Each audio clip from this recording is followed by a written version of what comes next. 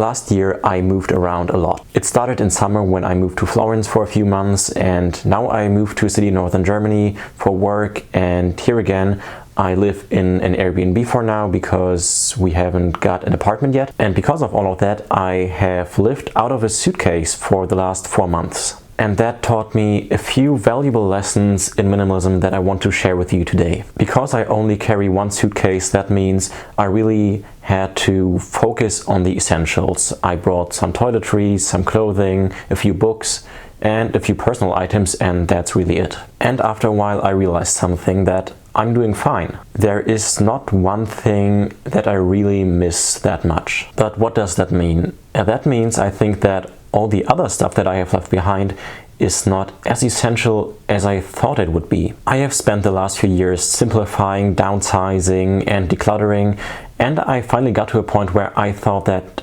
everything that I own now is pretty much really essential for me. But now, having only a fraction of that stuff, I'm still fine, so apparently I don't need as much as I thought. And that was a very valuable lesson for me. You really don't know what's essential until you try to live without it. And as I thought about this, I realized that this is something that Epicurus did a lot. Today, many people think that Epicurus was like a hedonist who spent all this time partying and drinking and eating a lot of fancy food. But that's actually very far from the truth. And it's true that Epicurus did believe that you should focus on maximizing pleasure to live a good life. But Epicurus defined pleasure primarily as being free from pain. And in order to do that, he actually lived a very simple life. He realized that many of the things that we think will bring us pleasure actually bring us a lot more pain than pleasure in the long run. And often we have to work really hard to attain something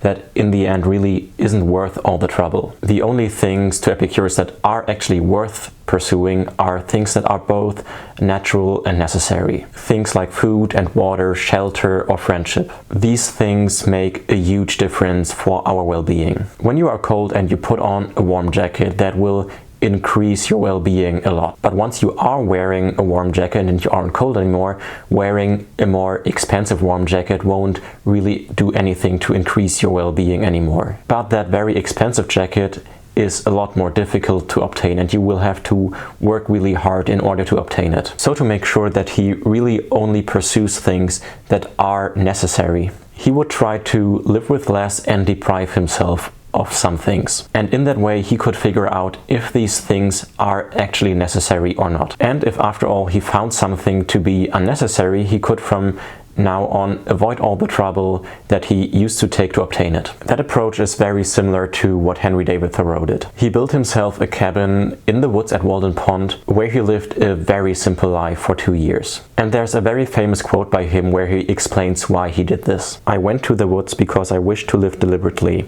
to front only the essential facts of life and see if I could not learn what it had to teach, and not when I came to die discover that I had not lived." So basically he removed everything from his life that is not essential so that he could learn without any distractions what really matters to him. Travel is a great way to do this. You can experience what it's like to live with less for a while, and because it's only time limited, you don't really have to risk anything. If you do end up missing things that you left behind, that is a very valuable lesson for you, because now you know that this thing is essential to you. But if you find that you don't really miss anything of the stuff you left behind, then you learn something about yourself. You learn that the things you thought were essential actually aren't. And you don't even have to travel to do this. You can do it at home. You can just store some of your stuff away in the basement and try to live with less for a while. And I found that it can be really helpful to create some artificial boundaries to make sure that you really leave your comfort zone. Project 333 is a good example for this. With Project 333, you live with only 33 items of clothing for 3 months. But you don't get rid of your other clothing, you just store it away. So after the 3 months, you can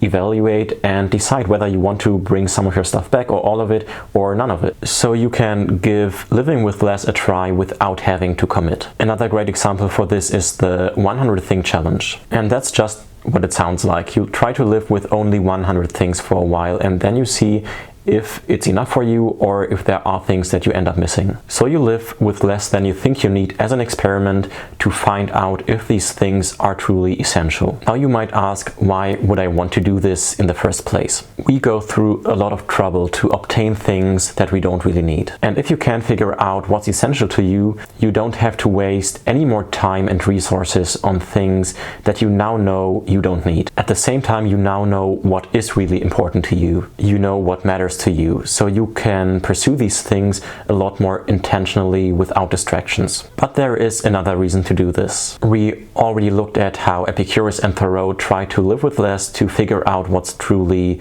important to them. And the Stoics did something very similar, but with a very different intention. One of the three most famous Roman Stoics was Seneca. He was one of the wealthiest men in Rome. He was pretty much the ancient Roman equivalent to a modern billionaire. And despite all this power and money that he had a very interesting habit. He would live like a very poor person for a while on a regular basis. He would eat cheap food and wear very basic clothing. But why did he do this? He explains it like this. Set aside a certain number of days during which you shall be content with the scantiest and cheapest fare, with coarse and rough dress, saying to yourself the while, is this the condition that I feared? It is precisely in times of immunity from care that the soul should toughen itself beforehand for occasions of greater stress, and it is while fortune is kind that it should fortify itself against her violence. In days of peace the soldier performs maneuvers, throws up earthworks with no enemy in sight, and wearies himself by gratuitous toil, in order that he may be equal to unavoidable toil. If you would not have a man flinch when the crisis comes, train him before it comes. So what he is saying here is that it is unavoidable that you will encounter some problems in your life. There will be tough times and there will be difficulties, but you can prepare for these unavoidable difficulties. And you should face your fears in order to realize that there actually is nothing to be afraid of. In a society that is as centered on material possessions and wealth as our society is, it is very common for us to fear financial problems. Just like Seneca, he was very wealthy, but with that wealth also came the fear of losing it. What if an important business deal goes wrong, or what if he offends a powerful person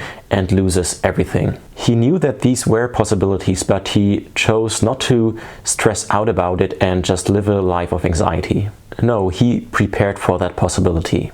He asked himself what life would look like if he actually lost everything. And he knew he would have to live a very simple life. He would have to eat cheap food, he would have to wear uncomfortable cheap clothing, and so he did just that. And then he would tell himself, is this the condition that I feared? And he realized that while he was certainly enjoying all the luxuries that he didn't need them. He knew that if he lost everything, he would be alright. He would have everything he needs. So he doesn't have anything to worry about and he doesn't need to be anxious. And at the same time, this gave him a greater sense of appreciation for the things that he had. So he didn't take anything for granted and really fully enjoyed the things that he had while he had them. That is also something that I realized while I was living in Italy. All the possessions that I brought with me could easily be replaced for only a few €100.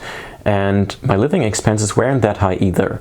I paid around €500 for rent and then another €200 or so for food and other small purchases. And that's it. So this lifestyle that I led there was really quite affordable and therefore very easy to obtain. And I was very happy there. There was nothing missing from my life and I could go on living like that indefinitely without having the feeling that anything was missing from my life. So if at some point I will live a more expensive life, I don't really have to worry that much about losing it because I have experienced that I can be happy with a lot less. I don't need a lot to be happy. All the people we talked about, Epicurus, Thoreau, the Stoics, they all realized something. That the things that are necessary and essential for our well-being, the things that we need to live a healthy and happy life, these things are very easy to obtain. It's the non-essentials and the luxuries that do very little for our well-being, but that are very difficult to get and that we have to work really hard for. Most of us work our entire lives to get things that we don't really need and that don't really do much to improve our well-being, that don't really make us happy. So I invite you to give this a try. I know that not everybody can just pack up a bag and move to a foreign country. But everybody can do this in a way that works for them. I already mentioned Project 333 and the 100 Thing Challenge, but you can also experiment and just come up with your own challenges. Just experiment and see if you can live without some of the things that you think are essential. Thank you so much for watching. I hope you enjoyed this video. If you did, hit that like button, and I will see you if you want in my next video.